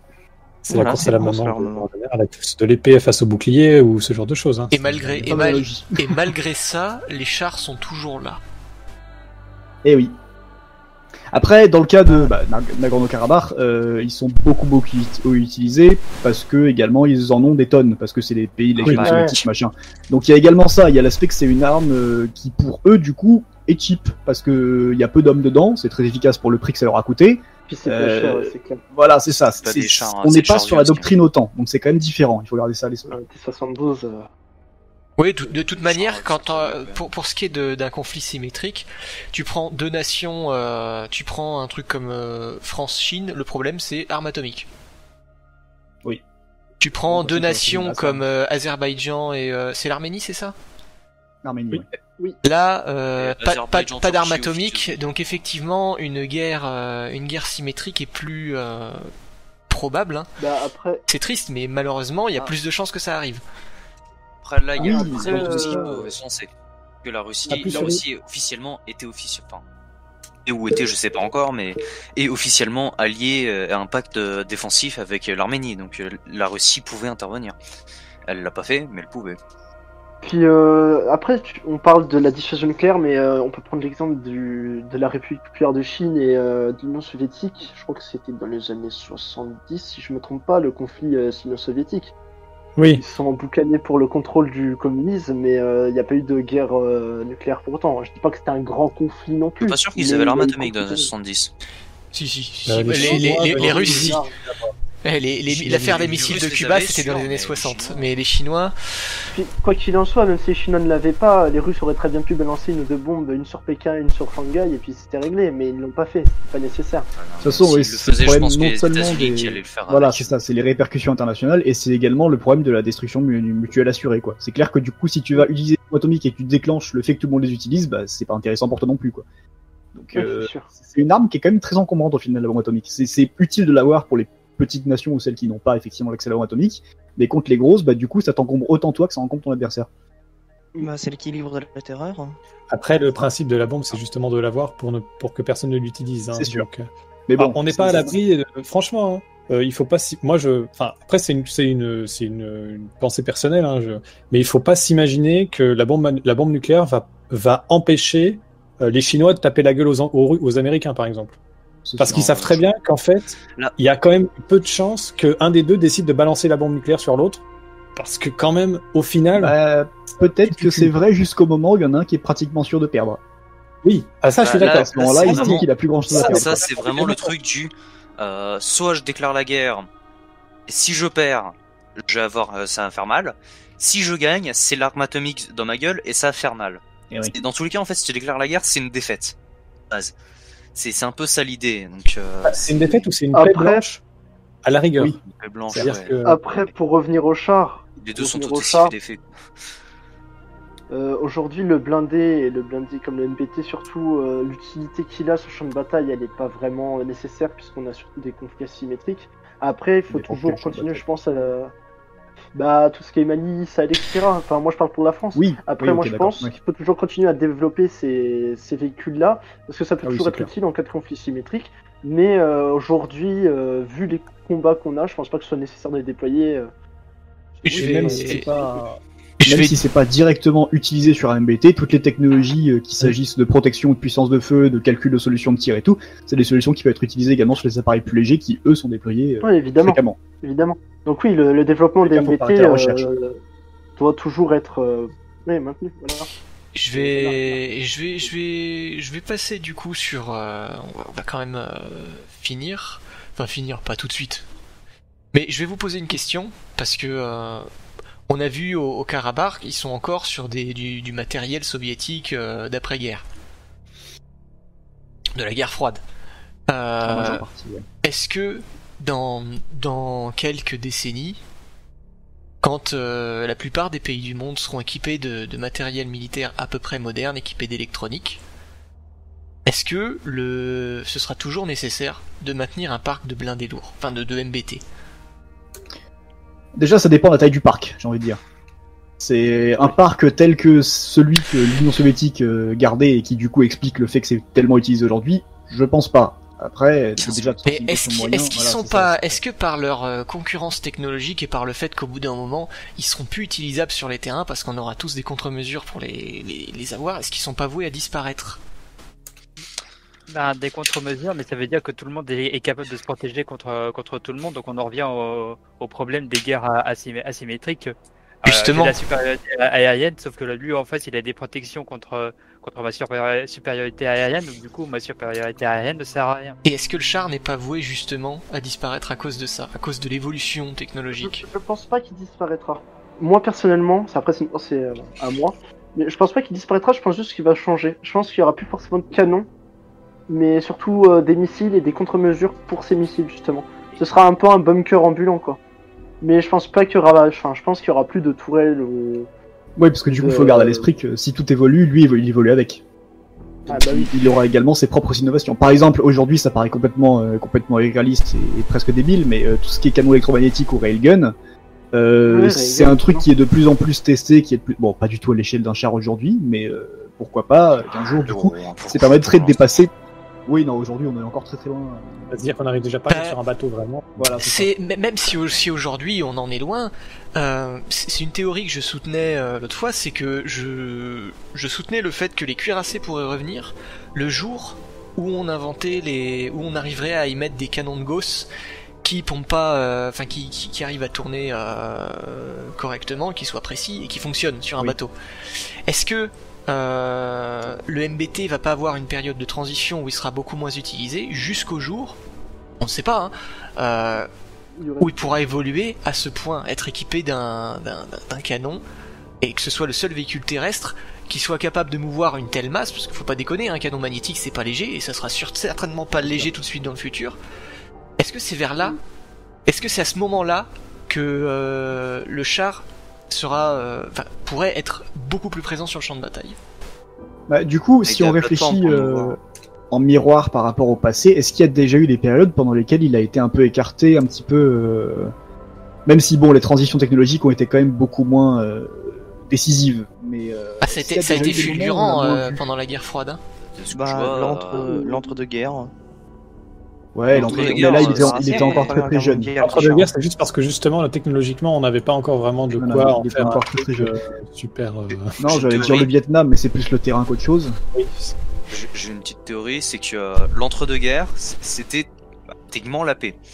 Donc, on a fait évoluer les blindés dans la conception qu'on se faisait de la guerre, tout comme aujourd'hui, puisqu'on n'est pas vraiment en guerre symétrique.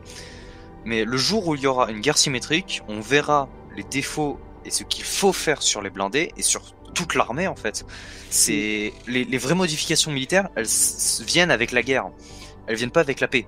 Donc aujourd'hui, il y a une réelle montée en puissance de toutes les grandes nations militairement pour se préparer à un conflit de haute intensité. Et je pense que les armes du futur, elles viendront avec ce conflit de haute intensité qui viendra. C'est ça que je pense. Et concernant le Gauss, je pense que même si ça arrive, imagine. Est-ce qu'on reviendrait pas un petit peu au même problème qu'aujourd'hui? C'est-à-dire que le Ghost, enfin, c'est quand même un projectile qui est tiré à plus de Mach 7, il me semble. Dans ces eaux-là, ouais. Quand ça frappe un char, quand bien même ça perce, on va forcément vouloir essayer de trouver des contre-mesures, même si ce sera compliqué, et j'imagine bien. Ah, ouais. Mais si on trouve des contre-mesures contre un projectile à Mach 7, on reviendra au même problème qu'aujourd'hui. C'est-à-dire qu'un Oui, canon- mais du coup, pendant tout le C'est temps, sûr, où mais- il n'y aura pas de contre-mesures ou qu'alors elles seront pas encore très répandues, tu auras déjà une réponse qui permettra de combattre. C'est sûr. Et je vais prendre un exemple un peu tout con. J'avais lu dans un, je crois que c'était dans une revue en russe, quand je faisais des recherches sur les APS, que les Russes projetaient de développer leur APS actuel et de pousser un petit peu plus. C'est celui qui est monté sur l'Armata, je crois. J'ai oublié le nom. Afghanit. C'est ça. Et qui voulait le pousser plus pour que cet APS soit capable d'arrêter les flèches. Et il disait que par le futur, cet APS serait capable d'arrêter des projectiles à 3000 mètres secondes. Bon, faut le vouloir, hein. Envoyer un obus Ouais, à plus de théoriquement, 3000 c'est pas mètres impossible, secondes. Qu'est-ce qui Je demande à voir. Qu'est-ce qui peut passer au-dessus des 3000 mètres secondes? Imagine qu'un jour on invente cet APS qui fonctionne très bien Balistique. et qu'on arrive à dévier les flèches au point que les obus flèches ne puissent plus percer les chars. Dans un combat symétrique, ça va très vite, 3000 mètres secondes. Ça fait 10 000, c'est ça dix fait fois 10 la 500 km/h. C'est 10 fois la Mais vitesse du dis-moi, son. 30 tu mets mètres secondes, c'est stupidement rapide. Ça fait 10 500 km/h. Après, Pour taper un char, il ne resterait plus que le canon C'est des Gauss. missiles hypersoniques, tout simplement. Ouais, on est déjà dans le niveau du hypersonique, donc c'est vénère le truc. Et d'un autre côté, Ah oui. et on est en train de tourner vers ça, est-ce que nos blindés vont pas se transformer en drones? Est-ce que les MBT vont pas devenir des drones? Là, du coup, on revient de plein fouet sur le problème du piratage. Parce que là, effectivement, Oui, en ce cas-là, puis, c'est vraiment prendre ce le qu'on contrôle d'un était, char. tout à il l'heure, faut le ouais, facteur humain aussi, quoi.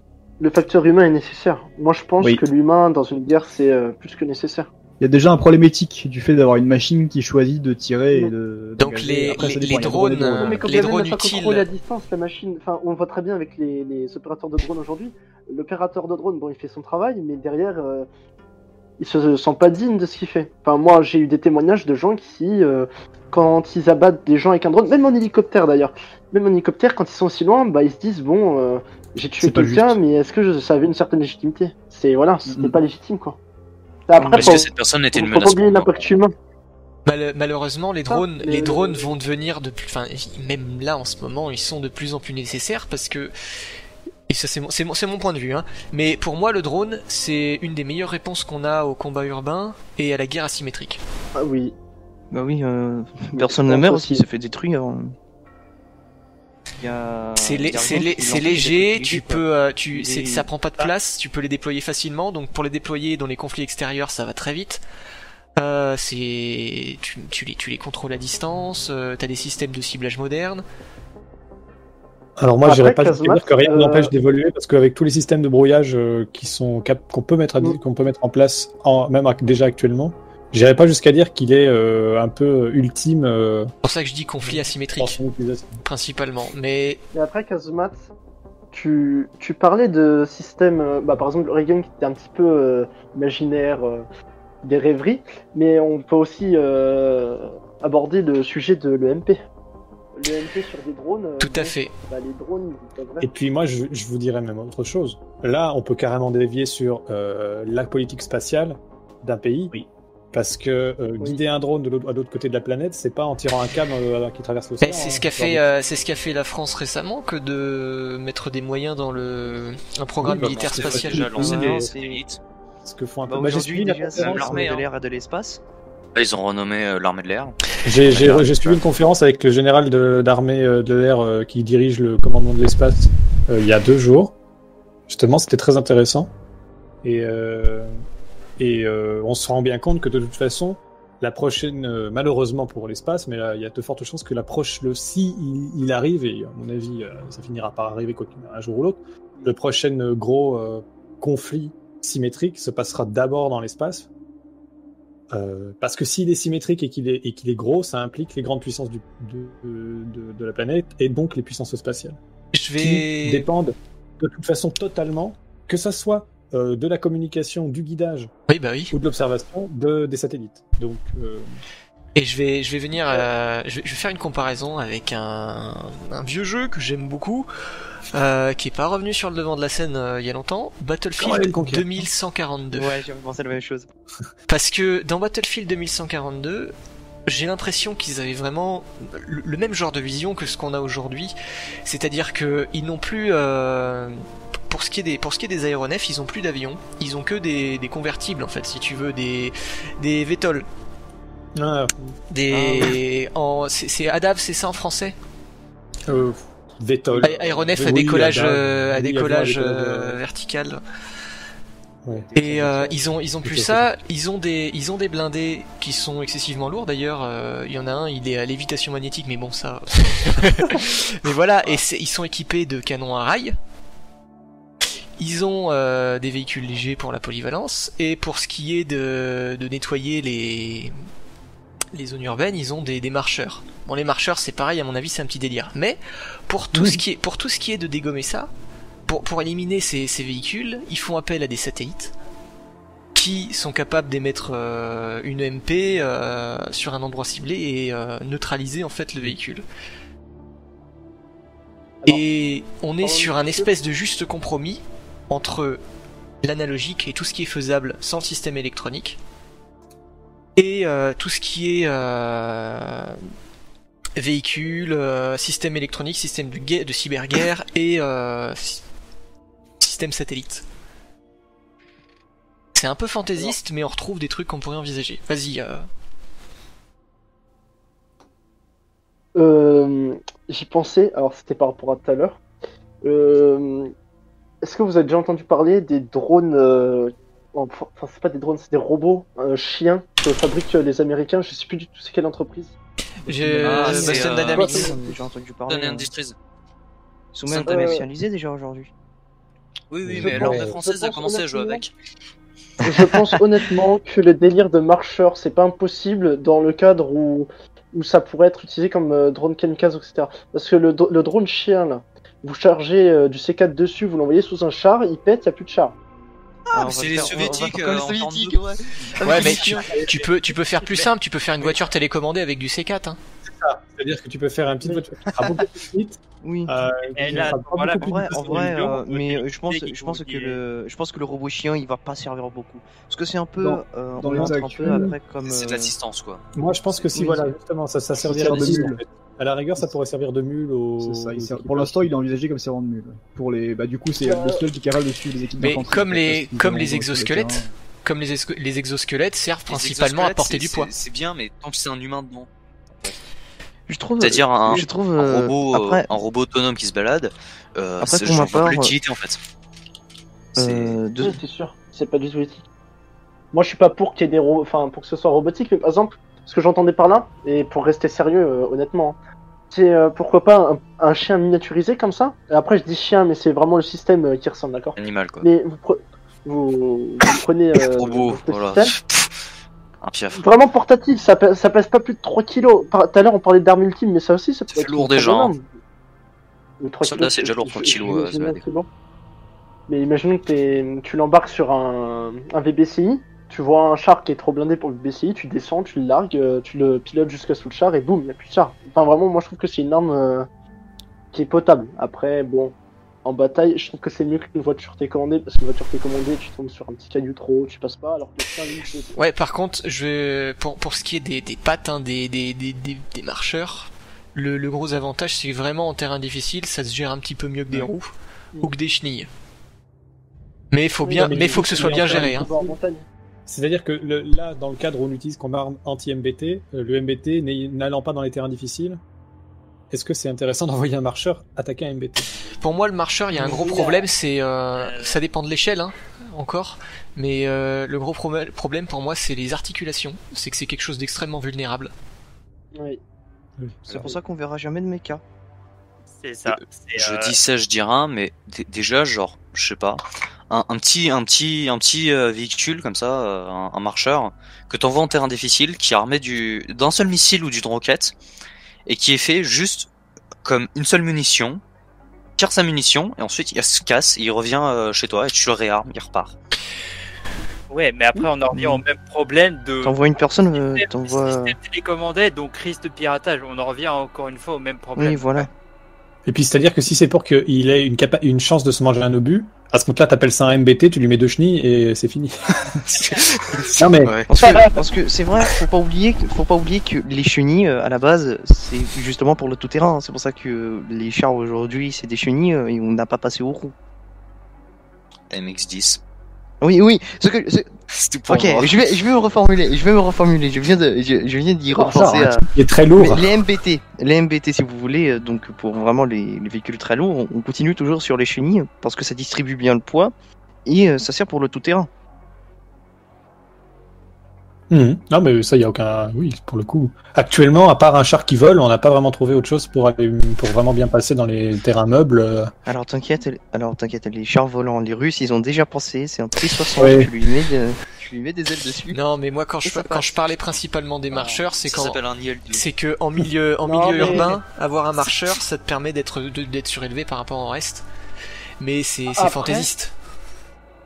Après, pour déployer un Oh. char dans un endroit compliqué ou pour le faire passer par un col de montagne qu'il pourrait pas traverser normalement, on a la tactique de la VDV. Tu parachutes les chars. J'y repense dans c'était 60 télé là, mais tu largues des chars comme la C'est VDV, plus et compliqué Ah oui, à oui, faire c'est qu'à dire. C'est Mais à ce Et moment-là, puis souvent, c'est pas des MBT. Hein, c'est Et tu jamais l'as des MBT. rarement, ouais, je vois pas le choix. C'est des M5. J'imagine bien la taille du parachute pour larguer un Leclerc de 56 tonnes. Hein. Après, je sais qu'il y a normalement la le poids méthode de l'avion. où les avions ils vont en très basse altitude, ils frôlent le sol, ils larguent le char. Il largue le Oui, truc. non, mais la Et question, c'est après, il le d'avoir un remonte. avion qui est Mais je capable pense pas, d'embarquer. mais après, je pense pas que c'est un vraiment MBT, comme en le fait. ravitaillement aérien qu'on voit des grosses caisses qui partent en parachute parce que tout simplement. combien est il trop peut lourd. porter la 400M? Non, mais il rentre pas dedans en largeur. de toute Non façon. mais il Maintenant, rentre pas Leclerc dedans. Donc, Il est trop large. mais encore- c'est une cinquantaine de, bah c'est une soixantaine de tonnes, je crois, que tu peux mettre dans un A400M. Non, les seuls Encore une fois, pour l'armée russe, les seuls avions qui peuvent emmener des chars des MBT, ce serait soit les Antonov, à la rigueur les les C5 Antonov. Galaxy, je pense, peuvent transporter des Abrams. bah, Les T5 Alors, les Super Antonov, Galaxy. l'Antonov il peut transporter 4 T80 et les T80 tu peux largement les parachuter. En fait, c'est la surface de la voile qui compte. Et tu mets des rétrofusées, c'est plié. Le char, Oui. c'était déployé. Ils l'ont Donc, tué, donc. Vraiment imprévisible quoi. Oui, c'est sûr, évidemment. Mais bon, faut partir du fait que si t'en largues 100, il y en a peut-être 2 ou 3 qui vont lâcher. Mais bon, après, c'est une doctrine soviétique de la masse. Évidemment, c'est celle qu'ils ont encore, les Russes, mais bon, les autres pays, évidemment, ça s'y appliquerait pas. Mais Je voilà, vais, je vais conclure la conférence. On va essayer de résumer rapidement. Le char, à l'heure actuelle, donc principalement un outil de représentatif, en fait, la vitrine technologique du matériel militaire terrestre du pays en question. Éventuellement encore utilisé, comme le disait Perma, dans des conflits symétriques, mais où on est sur du matériel relativement ancien. Et où surtout on est prêt à accepter des pertes. Où le fait de perdre des soldats, c'est quelque chose de normal. C'est on ça. est obligé de passer par ce stade. Mais on reste sur un futur incertain, en espérant que des technologies permettent aux blindés de se revaloriser en fait sur le champ de bataille. C'est ça. C'est une transition qu'on passe pour Il atteint, ouais, là, sous sa forme actuelle, il atteint un petit peu en fait son Après, bien sûr, tu peux augmenter la puissance moteur, tu peux augmenter le calibre, Ouais. machin, mais Et un petit peu- en termes de Pardon. de En termes fonctionnalité, d'innovation technologique, Il n'y a pas de on est grosse arrivé à- révolution quoi. c'est ça. Pour l'instant, en tout cas, il n'y en a pas en vue, quoi. Après, bien sûr. Donc 2021, euh, époque de transition pour le char. Mais je pense que là, on est un peu atteint le zénith du MBT dans lequel, enfin, comme Sous sa on forme le actuelle, voit ouais. depuis les années 60, quoi. C'est ça. C'est Je qu'il a... pense que le char d'assaut comme on le connaît avec une tourelle, un canon de chenilles, du blindage, on peut plus trop vraiment l'améliorer pour le coup. Il va peut-être falloir attendre une prochaine grande guerre, une guerre de haute intensité pour voir vraiment de nouvelles améliorations vraiment visibles. Enfin, sur C'est-à-dire les qu'à voitures. part, à part trouver un nouveau alliage ultra léger mais ultra résistant, actuellement on est au maximum de la protection, donc on est au maximum du poids qu'on peut embarquer sur le véhicule, quoi. Puis l'autre Franchement, partie de la je question, préfère- c'est je qu'il préfère- faut... Tester du granit Attendez, aussi. attendez. Vas-y Alex Fier. Non, c'était juste pour dire que franchement, je préfère avoir les chars d'aujourd'hui que d'avoir un nouveau conflit de grande majeure pour améliorer les chars. Oui, c'est sûr. C'est sûr. Et moi j'en passe, merci. Comment améliorer les chars, je vais déclarer la guerre, allez, c'est pas. On s'accorde tous à le dire. Militaire et pilote de chasse, si tu veux, mais. Perma, tu voulais dire un Non, truc? puis l'autre problème également, c'est que du coup, jusqu'à quel stade tu l'appelles encore un MBT?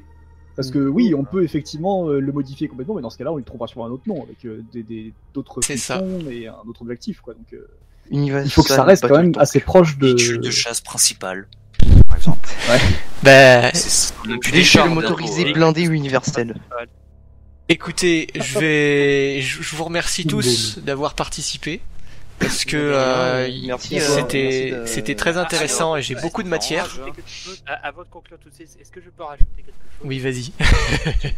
Merci beaucoup. Non, moi je pense personnellement que, hormis le fait du MBT, les combats d'aujourd'hui se passent principalement en zone urbaine, c'est-à-dire dans les villes, dans les forêts, dans les montagnes, où on fait principalement appel à l'infanterie. Donc, pour essayer d'amener un char dans ces zones-là, bon courage. De toute manière, on en revient toujours au fantassin et son fusil. C'est ça. Donc, moi je pense personnellement que la prochaine véritable évolution qui sera faite dans l'art de la guerre, ce sera au niveau du fantassin, où on aura découvert une technologie capable de valoriser le fantassin au point de rendre obsolète le char. Je sais que c'est extrêmement fantaisiste ce que je dis là, mais je pense personnellement que ce qui pourrait arriver si un Ouais, prochain la guerre, ça se bat avec des gens encore. Dans l'histoire, c'est par exemple au Moyen-Âge, on se battait avec des épées, on avait des armures, il y avait la cavalerie, puis on a inventé les fusils, il y a eu les canons, etc. Et la cavalerie, au final, ça servait plus à grand chose parce que ça se faisait défoncer par les canons et par les fusils. C'est la cavalerie, c'est un peu les chars d'assaut.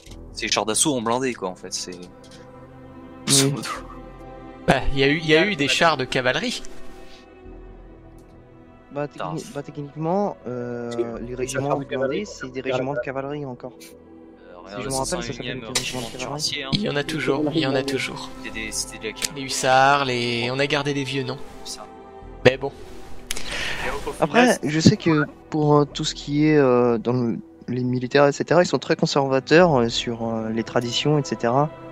Donc, il y a quelques trucs qui servent vraiment juste pour faire perpétuer une tradition et à faire beau. Genre, on a encore des chevals dans les armées, mais ils sont là juste pour la présentation. Oui, mais bon, ce que je veux dire, c'est que c'est plus une question de service. Bon. La guerre aujourd'hui, c'est toujours la même chose. Hein. T'as le front, t'as le support et t'as la charge. Au Moyen-Âge, c'était les archers, les hommes d'armes et la cavalerie. Aujourd'hui, c'est les blindés, l'infanterie et l'artillerie. Et l'aviation. Toujours l'aviation. Toujours la masse, le fer de lance et le support. Donc, et aujourd'hui, oui, après, t'as les composantes aviation, marine, etc. Et même espace bientôt. Bientôt. Déjà. Ça commence. Ça n'a pas encore été vraiment utilisé. C'est dans ses premiers pas encore, en vrai. C'est-à-dire que ça dépend si vous considérez l'espace, si vous parlez d'une arme spatiale, oui, d'accord. Mais si on considère que, en fait, dans absolument tout ce qu'on fait, on a besoin de l'espace, même rien que là, actuellement, on a besoin de l'espace pour ce qu'on fait, la plupart du temps. On peut dire que l'espace, elle est déjà là depuis 20 ans. Excuse-moi, Alex, je t'ai coupé, j'avais pas vu. Mais bon. Après, on va sûrement constater également la création de traités qui portent sur l'armement dans l'espace. Ah bah de toute façon, il va le falloir. Dès que tu commences à te mettre quelque part, il faut réguler. Voilà, c'est ça. Et je sais pas trop comment ils vont s'organiser, parce que c'est évident que tout le monde a envie d'armer l'espace, pas de nucléaire, c'est déjà interdit. Mais je sais pas trop comment ils vont faire pour limiter. Bah, c'était justement le thème une partie des questions qu'on posait au général d'armée et un des gros problèmes en fait, parce qu'en fait actuellement l'arme principale dans l'espace actuellement, c'est un satellite qui s'approche d'un autre satellite et qui le désorbite. Le problème c'est que tu peux pas, c'est compliqué de définir ce que c'est une arme du coup, enfin si c'est une arme ou pas, parce que ça peut tout à fait être un satellite que t'envoies pour désorbiter des débris. Et puis le jour où t'as un satellite espion qui te casse les couilles, ben tu fais pchit, hop, tu l'approches du satellite espion et tu désorbites le satellite espion. Ou alors techniquement il n'y a pas mort d'homme aussi, donc est-ce que c'est vraiment une arme du coup, est-ce que toujours compliqué. C'est ça, il n'y a pas de, je veux dire, il pousse quelqu'un. C'est vraiment ça, il pousse un truc dans l'espace. Bah, on le saura, mais à mon avis les prochaines années vont être pas définitives, mais comment dire, merde, j'ai perdu mon mot. de grosses avancées en tout cas. C'est ça. Et vraiment, à mon avis, c'est dans les prochaines années où vraiment tu vas avoir des traités, des trucs comme ça. Bah, surtout quand on voit l'accélération là également. Déterminante. Voilà. Voilà, déterminant, c'est ça. Quand on Bon, voit allez. également tout le monde qui commence à reprendre un petit peu la guerre symétrique en fait. Tous C'est les ça. grands pays se réarment à nouveau pour Malheureusement, attaquer des pays. ça présage rien de bon. C'est clair. Bah écoutez, Voilà, c'est ça. On va finir sur tous les gens. Hein. Je vous remercie d'avoir tous été là parce que là vous êtes une vingtaine. Vous étiez un peu plus tout à l'heure. Je vous remercie d'être intervenu, d'avoir donné vos avis parce que ça permet de faire avancer le débat et justement de mettre d'autres choses sur la table et de parler de plus de choses. Et ben du coup, je conclus là-dessus. Et la vidéo, vous l'aurez en ligne, etc. Donc, bon, ce sera peut-être juste un podcast audio avec peut-être un défilement du channel texte. Je verrai. Bah, merci à tous, et puis bah, à une prochaine fois du coup. À bientôt.